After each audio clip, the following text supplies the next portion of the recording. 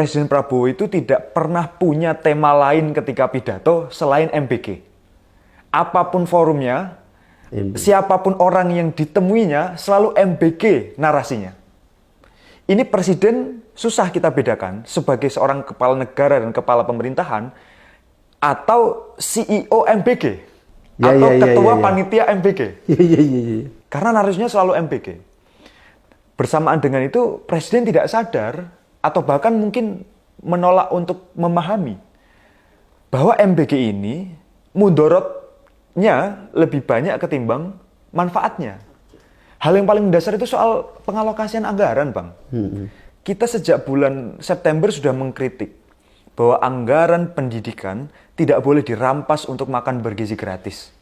Karena makan bergizi gratis sejak awal misinya bukan misi untuk mencerdaskan kehidupan bangsa, tapi untuk mengentaskan stunting, memberi gizi.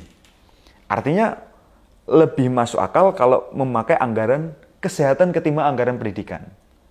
Atau di Depsos.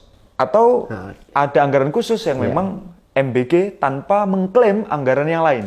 Karena kan ada undang-undang sisdiknas 20% kan? Yes, mandatory spending jelas dalam undang-undang dasar bahwa anggaran pendidikan itu sekurang-kurangnya dialokasikan oleh pemerintah 20% dari total APBN. Nah, kemarin di pidato kenegaraan 17 Agustus, Presiden itu menyampaikan, Bang, tahun 2026 kita mengalokasikan anggaran pendidikan terbesar sepanjang sejarah. Karena nilainya itu 757 triliun. Itu kurang lebih setara 22% anggaran APBN kita.